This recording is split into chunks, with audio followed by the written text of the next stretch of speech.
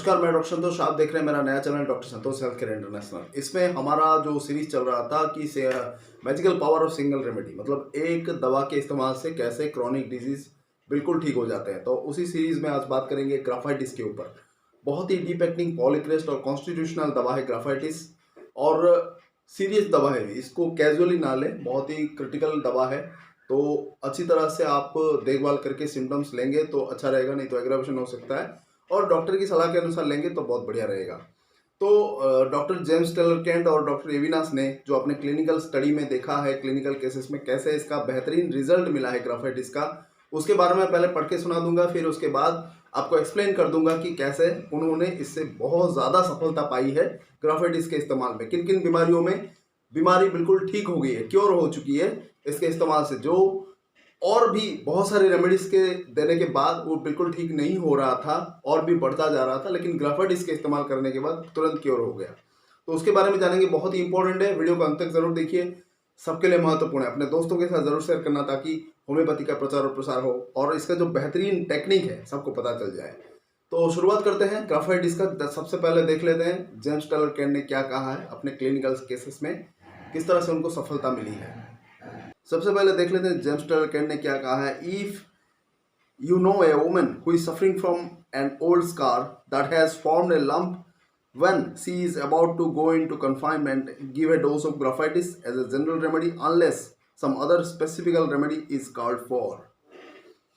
यहाँ पर doctor James Taylor cantt ने ये कहा है कि जब भी आपको पता चले कि किसी लेडी को, किसी वुमेन को ओल्ड स्कार है, मतलब कभी पहले चोट लगा था, वो अभी घाव बन चुका है या फिर सूख चुका है।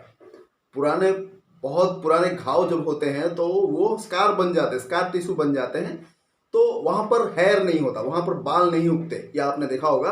और कभी कभी ऐसा होता है कि उस जगह पर सूज जाता है, स्वेलिंग हो जाता है उस जगह पर, ठंड पड़ने पर या बहुत कुछ ऐसे जगह पे स्वेलिंग हो जाती है। तो ये चीज आपको जब भी पता चले, ग्राफाइटिस का एक सिंगल डोज देना, 200 का एक या 2 डोज या फिर 1 ml का सिंगल डोज देना बीमारी को जड़ से खत्म करेगा। उन्होंने ये चीज कहा है कि जब उस औरत में कोई दूसरा स्पेसिफिक रेमेडी इंडिकेटेड ना हो तो आप ग्राफाइटिस दे सकते हैं। अगर दूसरा कोई स्पेसिफिक रेमेडी कैरेक्टरिस्टिक सिम्टम वाला वो इंडिकेटेड हो तो आप उसको दीजिए, नहीं तो आप ग्राफाइटिस दे सकते हैं। उन्होंने यहां पर ये कहा है। तो ये एक पर्टिकुलर सिम्टम था ग्राफाइटिस का कि ओल्ड स्कार टिश्यू को जब स्वेलिंग हो जाता है, इन्फ्लेमेशन हो जाता है, तो उसको तुरंत दूर करता है ग्राफाइटिस। नेक्स्ट डॉक्टर एविनास ने और एक केस प्रेजेंट किया है ग्राफाइटिस के बारे में, उसको भी पहले पढ़ लेते हैं, फिर उसके बाद मैं एक्सप्लेन कर दूंगा आपके लिए। नेक्स्ट केस में डॉक्टर एविनास ने कहा कि I once treated a case of eczema of the leg which was of 20 years standing. It was in an old obese woman and by the way that is the kind of subject in which this remedy is found almost efficacious. I gave her an account of much burning of the feet, a dose of sulfur CM. In 2 or 3 weeks, an eruptions are developed all over the body, which exudes a glutinous sticky fluid. 1 dose of graphite CM, dry on tongue, cured this case, as well as eczema of the leg and her left her skin as smooth as that of a child. यहाँ पर doctor Avinash ने एक old lady का case present किया है जहाँ पर eczema थोड़ा थोड़ा था उसके पैरों में, और प्रॉब्लम लेकर आई थी कि वो उसके पैरों में जलन होता है, पैरों में भयानक जलन होता था। तो किसी कारणवश उसका एक्जिमा सप्रेस हो गया था, लेकिन थोड़ा थोड़ा था, बहुत ज़्यादा दिक्कत नहीं होती थी, लेकिन पैरों में बहुत जलन होती थी। तो इसी पर्टिकुलर सिम्टम को लेकर जब वो डॉक्टर एविनास के पास आई तो उन्होंने उसको उस पिकुलर सिम्टम को देख के सल्फर का हायर पोटेंसी प्रेस्क्राइब किया।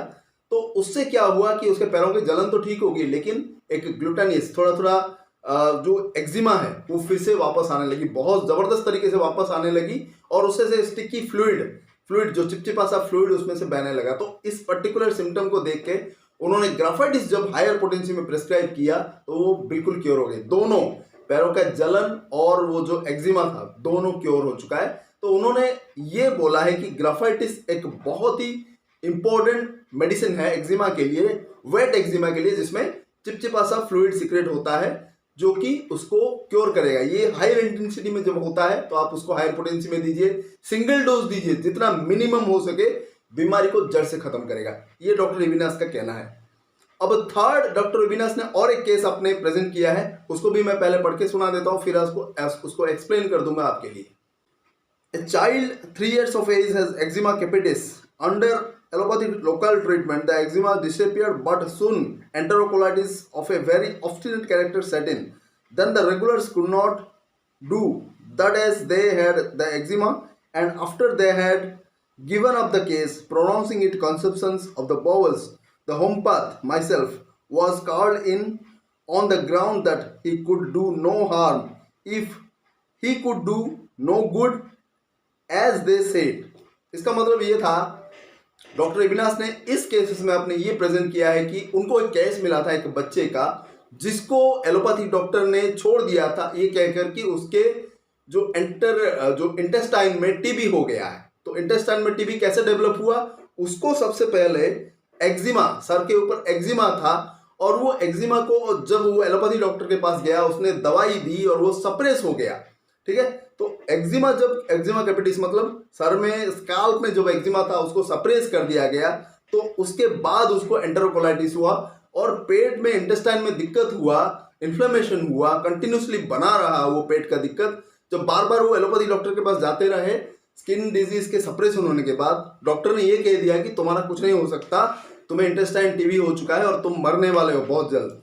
तो उसके बाद जब वो होम्योपैथी डॉक्टर अविनाश के पास आए तो उन्होंने उसका पिकुलियर सिम्टम देखकर उसको ग्राफाइटिस प्रेस्क्राइब किया, क्योंकि उन्होंने जब हिस्ट्री लिया तो पता चला कि जो स्काल्प में एक्जिमा था एलोपैथी ड्रग के ट्रीटमेंट के कारण वो सप्रेस होकर ये प्रॉब्लम आया है उसके बाद से।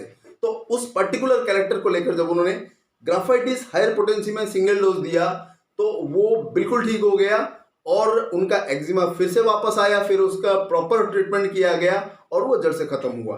तो ये भी एक पिकुलियर सिम्टम है जो कि कॉन्स्टिट्यूशनली दिया जाता है जब कोई पर्टिकुलर वेट एक्जिमा का केस हो या फिर एक्जिमा कैपिटिस मतलब सर में खास करके जो कि हाईली इंडिकेट करता है ग्राफाइटिस को, उस तरह का केस आए और या फिर उसको सप्रेस करने के कारण दूसरा कोई भी बीमारी क्यों ना हो, अगर वो देखा जाता है पेशेंट में तो आप उसको एक्जिमा दीजिए। तो केस टेकिंग बहुत जरूरी है कि आपको कोई बीमारी हुआ है, अगर कोई पेशेंट बोले मुझे ये फलाना बीमारी हुआ था और जब मेरा स्किन डिजीज सप्रेस होकर उसके बाद ये हुआ है, तो आप उस चीज को ध्यान में रखना।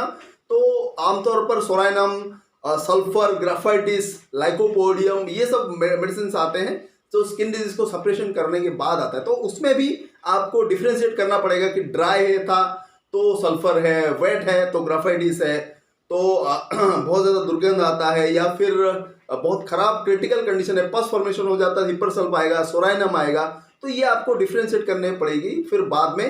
लेकिन सप्रेशन के कारण अगर दूसरा कोई बीमारी है तो ये दवाइयाँ आप याद रखना 3-4 बहुत ही इंपॉर्टेंट है। तो इन चीज़ों को अगर आप अच्छी तरीके से याद रखेंगे तो आप जब केस टेकिंग करेंगे, जब आप मेडिसिन प्रेस्क्राइब करेंगे तो आपको कोई दिक्कत का सामना नहीं करना पड़ेगा, बीमारी फटाफट क्योर होगी और आपको बहुत अच्छा रिजल्ट मिलेगा और क्विकली मिलेगा, कोई दिक्कत नहीं रहेगी।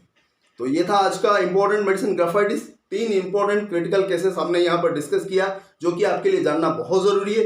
अंत तक देखने के लिए बहुत बहुत धन्यवाद और हर एक वीडियो को अंत तक जरूर देखिए ताकि प्रॉपर आपको गाइडेंस मिले कि कैसे हम होम्योपैथी मेडिसिन को प्रेस्क्राइब कर सके, वो टेक्निक क्या है जिससे आप अच्छी तरह से इसको जान के प्रॉपरली इसको यूज कर पाए। और इसको लोगों को बताना भी बहुत जरूरी है, तो उनको शेयर भी जरूर करिए ताकि उनको भी होम्योपैथी का जो मैजिक है वो पता चल पाए। तो आज के लिए बस इतना ही, बहुत बहुत धन्यवाद। ऐसे ही बेहतरीन वीडियोस देखने के लिए बने रहिए मेरे इस चैनल के साथ और अभी तक आपने सब्सक्राइब नहीं किया तो जरूर कर लीजिए।